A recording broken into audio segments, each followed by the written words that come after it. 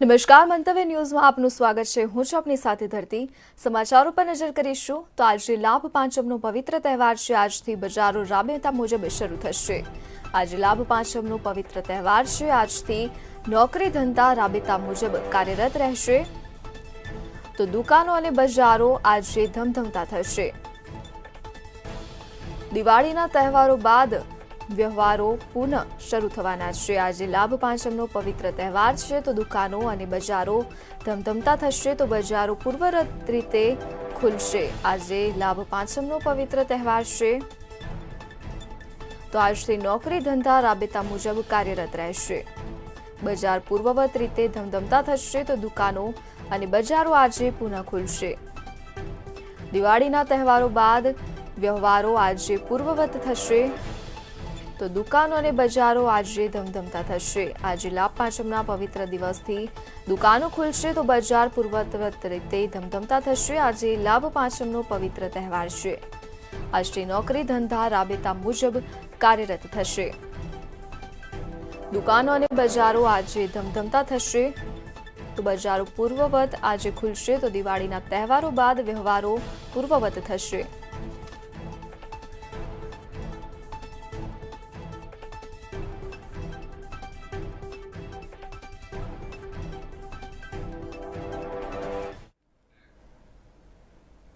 આજે લાભ પાંચમનો પવિત્ર તહેવાર છે। આજે મગફળી ખરીદીનો પ્રારંભ થશે। ટેકાના ભાવે મગફળી ખરીદીનો આજથી પ્રારંભ થશે તો આજે લાભ પાંચમનો પવિત્ર તહેવાર છે। આજથી મગફળી ખરીદીનો આજથી પ્રારંભ થશે તો મગફળી મગ અડદની ટેકાના ભાવે ખરીદી આજથી શરૂ થશે। આજે લાભ પાંચમથી મગફળી મગ અડદ અને સોયાબીનના ટેકાના ભાવેની ખરીદીની આજથી શરૂઆત થશે તો રાજકોટ જૂના માર્કેટયાર્ડ ખાતે પ્રારંભ થશે। આજે લાભ પાંચમનો પવિત્ર તહેવાર છે। આજે લાભ પાંચમથી મગફળી મગ અડદ અને સોયાબીનની ટેકાના ભાવે ખરીદી શરૂ થશે તો રાજકોટ જૂના માર્કેટ યાર્ડ ખાતે પ્રારંભ થશે। ટેકાના ભાવે આજે ખરીદી શરૂ કરવામાં આવશે તો સોયાબીનની ટેકાના ભાવથી આજથી ખરીદી શરૂ કરવામાં આવશે। આજે લાભ પાંચમનો પવિત્ર દિવસ છે તો રાજકોટ જૂના માર્કેટયાર્ડ ખાતે પ્રારંભ થશે। સંવાદદાતા ધ્રુવ કુંડેલ ફોનલાઈન પર જોડાઈ ગયા છે। જે ધ્રુવ, આજે લાભ પાંચમના રોજ મગફળી મગ અડદ અને સોયાબીનના ટેકાના ભાવની ખરીદી શરૂ થવાની છે। શું છે વધુ વિગતો? ધરતી, આજે લાભ પાંચમ છે અને ખૂબ જ મહત્વનો દિવસ હોય છે। લાભ પાંચમનો દિવસ ખેડૂતો હોય કે પછી ઉદ્યોગપતિ હોય કે પછી નાના વેપારી હોય, તમામે તમામ માટે લાભ પાંચમ ખૂબ જ સારો અને શુભ મુહૂર્ત હોય છે। ત્યારે આજે સરકાર ટેકાના ભાવે મગફળી ખરીદતી હોય છે અને તેનો આજે શુભારંભ છે તે કરવામાં આવશે। રાજ્યના કૃષિ મંત્રી રાઘવજીભાઈ પટેલ આજે ટેકાના ભાવે જે ખરીદી થતી હોય તેનો આજે શુભારંભ કરાવશે। કહી શકાય કે ખેડૂતોને જે લાંબા સમયથી જેનો ઇંતજાર હતો તે આજે પૂર્ણ થશે। લાભ પાંચમના દિવસે ક્યાંક ને ક્યાંક સરકાર આ શુભ કાર્ય કરવા જઈ રહી છે। વિધાનસભાની ચૂંટણી આવવાની છે ત્યારે ખેડૂતોને રીઝવવાનો એક પ્લાન છે। ખૂબ જ મહત્વપૂર્ણ બાબત છે કે જ્યારે આજે લાભ પાંચમનો શુભ દિવસ છે ત્યારે સરકારના કૃષિ મંત્રી ખુદ રાજકોટના બેડી માર્કેટિંગ યાર્ડ ખાતે આવીને ટેકાના ભાવની ખરીદીનો જો શુભારંભ કરાવશે। હાલ અત્યારે માર્કેટિંગ યાર્ડની જો વાત કરીએ તો તેની અત્યારે હાલ તૈયારીઓ થઈ રહી છે। ખાસ તો ટેકાના ભાવની જ્યારે ખરીદી કરાવવાનો શુભારંભ થશે ત્યારે તે પહેલા રાઘવજીભાઈ પટેલ છે તે પ્રેસ કોન્ફરન્સ કરશે અને તમામે તમામ વિગતો તે પ્રેસ સમક્ષ મૂકશે કે કઈ રીતે આ આખું જે યોજના છે તે આગળ ધપાવવામાં આવશે। તમામે તમામ આયોજન છે અત્યારે શરૂ કરી દેવામાં આવ્યા છે ત્યારે ટૂંક જ સમયમાં તેઓ પ્રેસ કોન્ફરન્સ કરશે અને મીડિયાને સંબોધન આપશે। જી ધ્રુવ, સમગ્ર વિગત બદલ આપનો આભાર। આજે લાભ પાંચમથી મગફળી મગ અડદ અને સોયાબીનની ટેકાના ભાવે ખરીદી શરૂ થશે। રાજકોટ જૂના માર્કેટ યાર્ડ ખાતે પ્રારંભ થશે।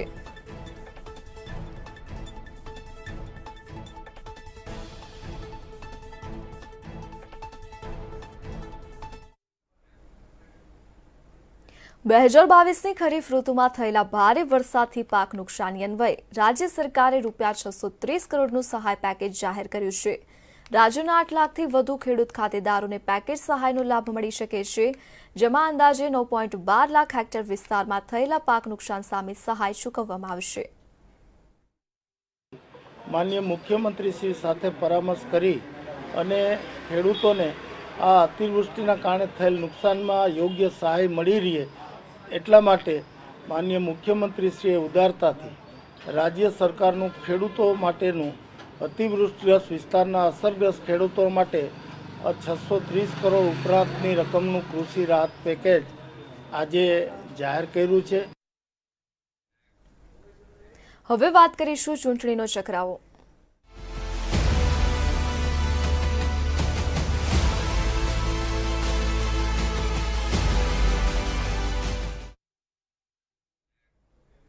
ગાંધીનગરમાં આજે કેબિનેટની બેઠક યોજાવાની છે. સીએમ ભૂપેન્દ્ર પટેલની અધ્યક્ષતામાં ગાંધીનગર ખાતે કેબિનેટની બેઠક યોજાશે, જેમાં વિવિધ મુદ્દાઓ અંગે ચર્ચા કરવામાં આવશે. ગાંધીનગરમાં આજે કેબિનેટ બેઠક યોજાવાની છે. સીએમ ભૂપેન્દ્ર પટેલની અધ્યક્ષતામાં બેઠકનું આયોજન કરવામાં આવ્યું છે. કેબિનેટ બેઠક બપોરે 2:30 વાગે શરૂ થશે, તો ચૂંટણી પહેલાની છેલ્લી કેબિનેટ બેઠક યોજાવા જઈ રહી છે. આજે બેઠક યોજાવાની છે, તો બપોરે 2:30 વાગે બેઠક શરૂ થશે. તો ગાંધીનગરમાં આજે કેબિનેટ બેઠક યોજાવાની છે. આજે ચૂંટણી પહેલા ગાંધીનગરમાં સીએમ ભૂપેન્દ્ર પટેલની અધ્યક્ષતામાં કેબિનેટ બેઠકનું આયોજન કરવામાં આવ્યું છે. તો આ કેબિનેટ બેઠકમાં મહત્વની જાહેરાત થઈ શકે છે. તો ચૂંટણી પહેલાની આ છેલ્લી કેબિનેટ બેઠક યોજાવાની છે. સીએમ ભૂપેન્દ્ર પટેલની ઉપસ્થિતિમાં આ બેઠકનું આયોજન કરવામાં આવ્યું છે. આજે બપોરે 2:30 કલાકે બેઠકની શરૂઆત થશે. તો ગાંધીનગર ખાતે કેબિનેટ બેઠક યોજાવાની છે. સીએમ ભૂપેન્દ્ર પટેલની અધ્યક્ષતામાં બેઠકનું આયોજન કરવામાં આવ્યું છે. તો ચૂંટણી પહેલાની આ છેલ્લી કેબિનેટ બેઠક યોજાવાની છે, જે આજે બપોરે 2:30 વાગે શરૂ થશે. તો આ કેબિનેટ બેઠકમાં મહત્વપૂર્ણ જાહેરાત થઈ શકે છે.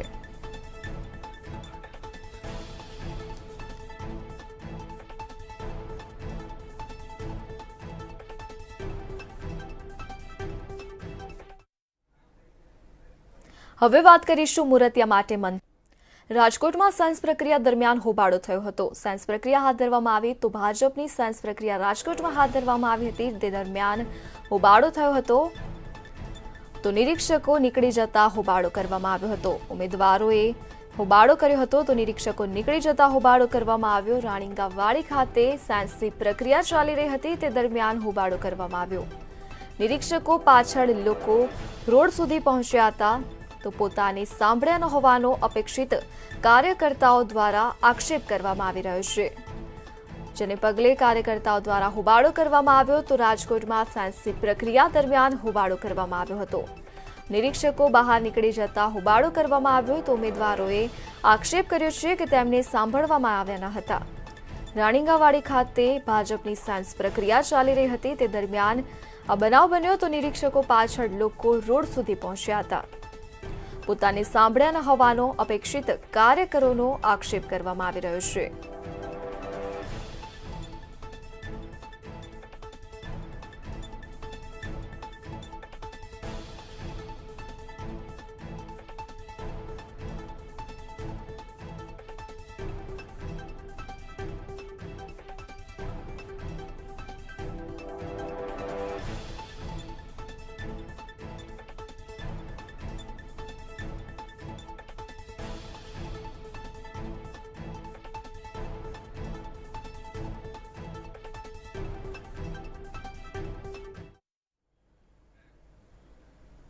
બોટાદ વિધાનસભા બેઠક માટે સાધુ સંતાનો હવે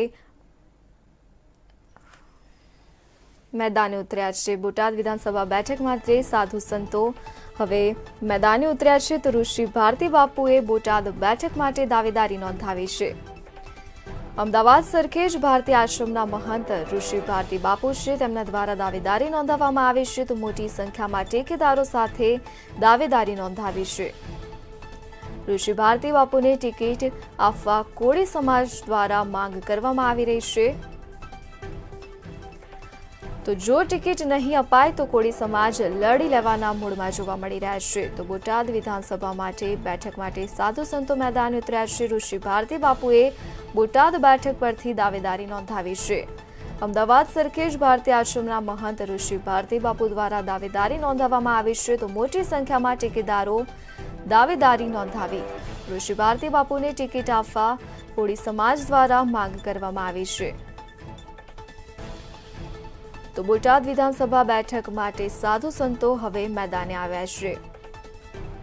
ઋષિ ભારતી બાપુએ બોટાદ બેઠક માટે દાવેદારી નોંધાવી છે.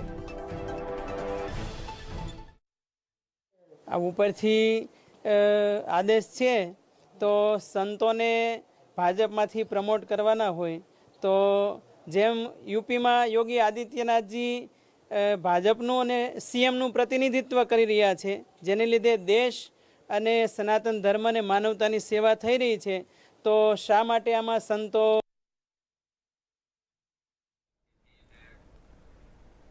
સુરેન્દ્રનગર લોકસભાના પૂર્વ સાંસદ દેવજીભાઈ ફતેપરાએ ધાંગધ્રા વિધાનસભા બેઠક પરથી ભાજપમાં દાવેદારી નોંધાવી છે. કોળી સમાજના મતદારો સહિત વેલનાથ સેનાના આગેવાનો અને યુવાનોના સમર્થનથી ધાંગધ્રા બેઠક પર જીતનો વિશ્વાસ વ્યક્ત કર્યો હતો અને કોળી સમાજ સહિત દરેક સમાજના મતદારો ભાજપ તરફી હોવાનું પણ જણાવ્યું હતું. પૂર્વ સાંસદ દેવજીભાઈ ફતેપરાએ ભાજપમાંથી દાવેદારી કરતા રાજકારણમાં માહોલ ગરમાયો છે. આપણે ઠાકોર અને કોળી સમાજના અને પાટીદાર બધોય સમાજ અટાણે ભારતીય જનતા પાર્ટીના ફેવરમાં જ છે અને એને મતદાન પૂરેપૂરું તાકાતથી કરવાનું છે. અને અમારા સમાજના મત અટાણે લગભગ બધા જે આગેવાનો થોડા ઘણા હતા એ કોંગ્રેસમાં હતા, એ ભારતીય જનતા પાર્ટી. ભાજપે રાજકોટની ગ્રામ્ય, દક્ષિણ અને પૂર્વ બેઠકની સેન્સ લીધી હતી, જેમાં રાજકોટ ગ્રામ્ય વિધાનસભામાં 38, રાજકોટ દક્ષિણમાં 16, રાજકોટ પૂર્વમાં 22, જસદણમાં 4, ધોરાજી ઉપલેટામાં 28 અને જેતપુર જામકંડોરણામાં 6 દાવેદારો નોંધાયા છે.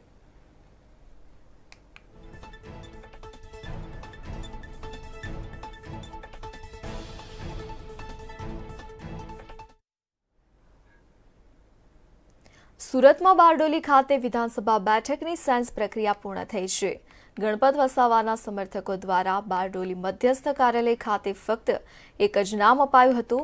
માંગરોળ વિધાનસભાના ભાજપના એકમાત્ર પૂર્વ મંત્રી ગણપત વસાવા જ દાવેદાર રહ્યા હતા. ઓલપાડ બેઠક પરથી મંત્રી મુકેશ પટેલ સહિત 15 લોકોએ દાવેદારી કરી છે, ત્યારે બારડોલી બેઠક પરથી ઈશ્વર પરમાર સહિત 27 લોકોએ દાવેદારી કરી છે. મહુવા બેઠક પર મોહન ઘોડિયા સહિત 26 લોકોએ દાવેદારી કરી છે. કોંગ્રેસનું ગઢ ગણાતી માંડવી બેઠક પર ભાજપમાંથી 15 લોકોએ દાવેદારી કરી છે.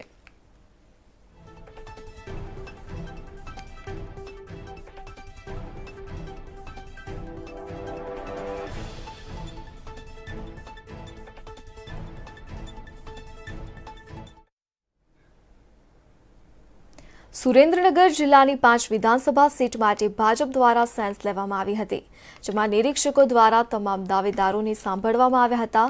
સેન્સમાં વઢવાણ અને ધાંગધ્રા બંને વિધાનસભામાં 29 વ્યક્તિઓએ દાવેદારી નોંધાવી હતી. જનતા પાર્ટી દ્વારા આગામી વિધાનસભાની ચૂંટણી માટે સુરેન્દ્રનગર જિલ્લાના ઉમેદવારોની પસંદગી માટે કાર્યકર્તાઓ દ્વારા જે પોતાનો મત હોય તે વ્યક્ત કરવા માટે પ્રદેશ દ્વારા 3 લોકોની અમારી નિમણૂક કરવામાં આવી છે, જેમાં મારા સાથીદાર. નવસારીમાં આજે આદિવાસીઓની આક્રોશ રેલી યોજાશે. અનંત પટેલના સમર્થનમાં આજે આક્રોશ રેલીનું આયોજન કરવામાં આવ્યું છે. તો નવસારીમાં આજે આદિવાસી આક્રોશ રેલી યોજાવાની છે. ધારાસભ્ય અનંત પટેલની આગેવાનીમાં રેલીનું આયોજન કરવામાં આવ્યું છે. તો રાજસ્થાનના સીએમ અશોક ગેહલોત પણ રેલીમાં જોડાવાના છે. અનંત પટેલ પર હુમલાને લઈને આદિવાસીઓમાં આક્રોશ ફેલાયો છે, જેને પગલે આજે રેલીનું આયોજન કરવામાં આવ્યું છે. તો રાજસ્થાનના સીએમ અશોક ગેહલોત ગુજરાતના પ્રવાસે આવ્યા છે, તેઓ પણ આ આક્રોશ રેલીમાં જોડાવાના છે. નવસારીમાં આજે આદિવાસી આક્રોશ રેલી યોજાવાની છે. ધારાસભ્ય અનંત પટેલની આગેવાનીમાં રેલીનું આયોજન કરવામાં આવ્યું છે. આ રેલીમાં રાજસ્થાનના સીએમ અશોક ગેહલોત પણ જોડાશે. ઉલ્લેખનીય છે કે ધારાસભ્ય અનંત પટેલ પર હુમલો કરવામાં આવ્યો હતો, જેને પગલે આદિવાસી સમાજમાં રોષની લાગણી ફેલાઈ છે, જેને પગલે આજે આક્રોશ રેલીનું આયોજન કરવામાં આવ્યું છે.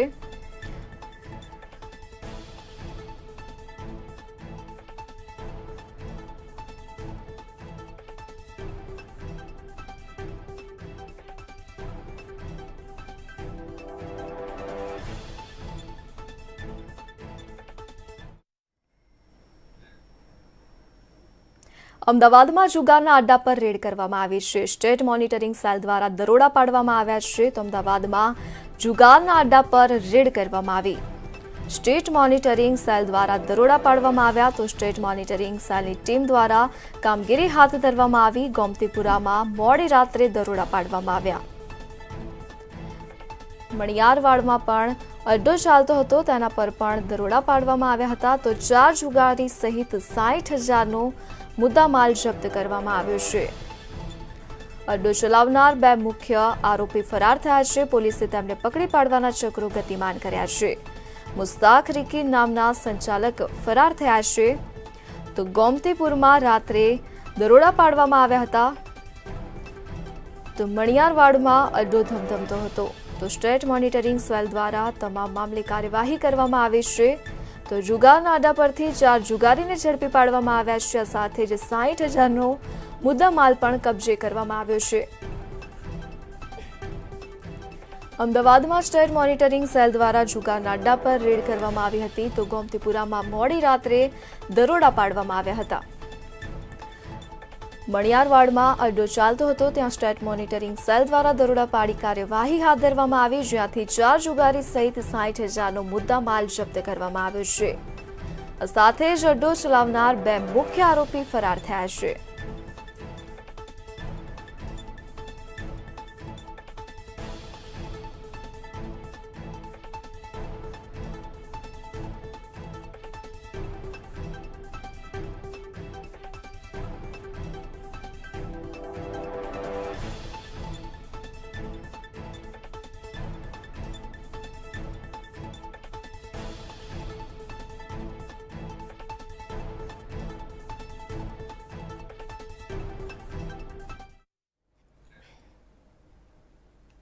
ભારતે ફરી એકવાર પાકિસ્તાની આતંકવાદના ચહેરાનો પર્દાફાશ કર્યો છે.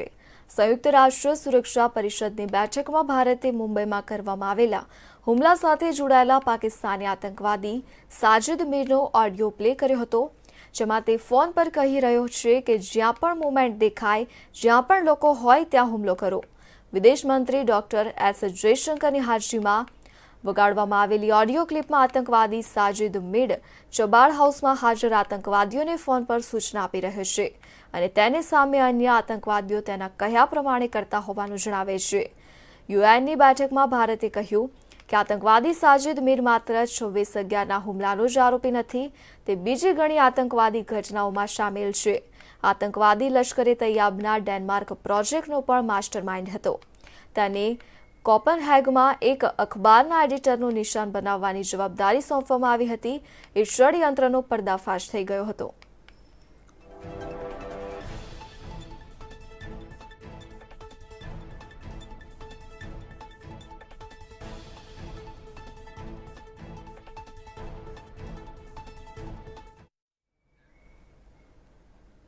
રશિયાના રાષ્ટ્રપતિ વ્લાદિમીર પુતિને ગુરુવારે ભારતના પ્રધાનમંત્રીની ખૂબ જ પ્રશંસા કરી હતી. એમણે કહ્યું કે પીએમ મોદી મોટા દેશભક્ત છે. સાથે જ પુતિને ભારત દેશની પણ ખૂબ જ પ્રશંસા કરી અને કહ્યું કે ભારતે સંસ્થાનવાદી સ્વતંત્રતા પછી ઘણી પ્રગતિ કરી છે. પીએમ મોદીના વખાણ કરતા પુતિને કહ્યું તેઓ દેશભક્ત છે અને પોતાના દેશની સ્વતંત્ર વિચારસરણીને આગળ લઈને જવા માટે સક્ષમ છે. ભારતની પ્રશંસા કરી પુતિને બંને દેશો વચ્ચેના સંબંધોને બહુપક્ષીય ગણાવતા કહ્યું કે ભારતની સ્વતંત્ર વિદેશ નીતિ રહી છે અને રશિયાથી હંમેશા ખાસ સંબંધો રહ્યા છે.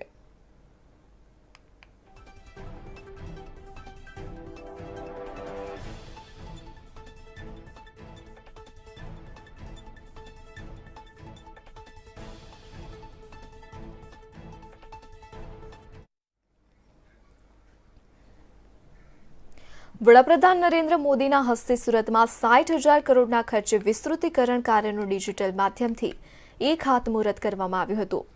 હજીરા સ્થિત Arcelor Mittal Nippon steel India લિમિટેડના પ્લાન્ટના ખાતમુહૂર્ત કરવામાં આવ્યા હતા, જેમાં મુખ્યમંત્રી ભૂપેન્દ્ર પટેલ વિશેષ ઉપસ્થિત રહ્યા હતા.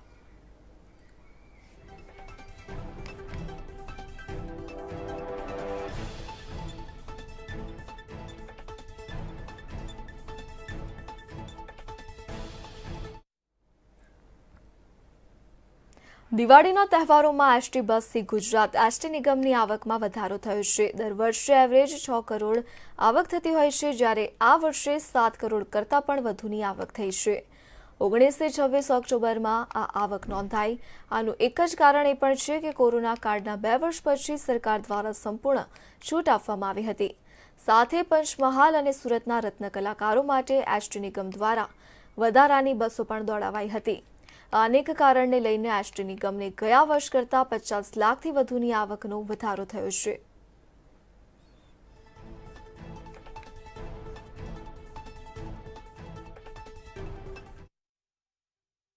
ટોટલ 8,304 ટ્રીપોના માધ્યમથી અમને 7.18 કરોડની ઇન્કમ ગત વર્ષ કરતાં 2 કરોડ રૂપિયા વધારે મળેલા છે.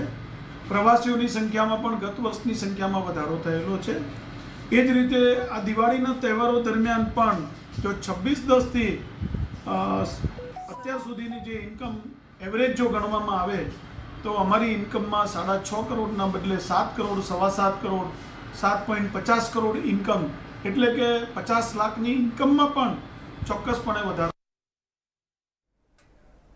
ગાંધીનગરમાં ખેડૂતો દ્વારા આજે અનોખો વિરોધ કરવામાં આવશે. આજે લાભ પાંચમના દિવસે ખેડૂતો દ્વારા અનોખી રીતે વિરોધ કરવામાં આવશે, તો વિવિધ માંગોને પગલે ખેડૂતો મેદાને ઉતર્યા છે. આજે તેઓ ગાંધીનગર ખાતે વિરોધ પ્રદર્શન કરશે.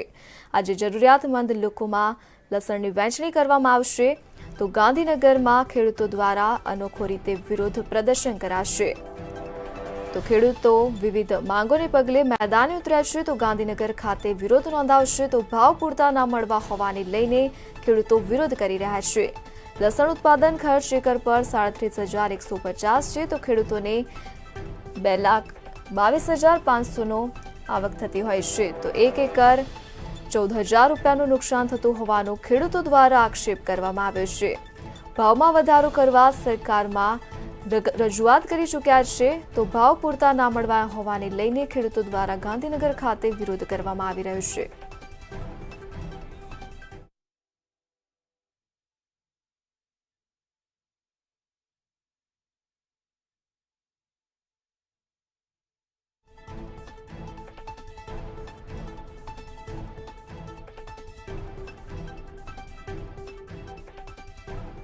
નવો દિવસ એટલે આજનો લાભ પાંચમ. લાભ પાંચમ એટલે દરેકને લાભ મળે એવી પાંચમ. પરંતુ આ સરકારના રાજમાં આ સરકાર 2022માં ખેડૂતોની આવક ડબલ કરવાની વાત કરે છે, ત્યારે આ સરકારની સત્યતા શહેરી વિસ્તારના લોકોને પણ ખ્યાલ આવે કે આ લસણ અમને જે પડતર કિંમતે થાય એ મળતું નથી, અને સામે જે આનો ઉપયોગ કરે એને ભરપૂર લૂંટવામાં આવે છે. આવા વચેટિયાઓને અને આવા વચેટિયાઓની સરકારને ખુલ્લી પાડવા સત્યાગ્રહ સાવણી મુજબ ગાંધીનગર અમે 9 વાગે મફતમાં લસણનું વિતરણ કરીશું. તો હાલ સમાચારોમાં બસ આટલું જ. વધુ સમાચાર અને અપડેટ્સ માટે જોતા રહો મંતવ્ય ન્યૂઝ. નમસ્કાર.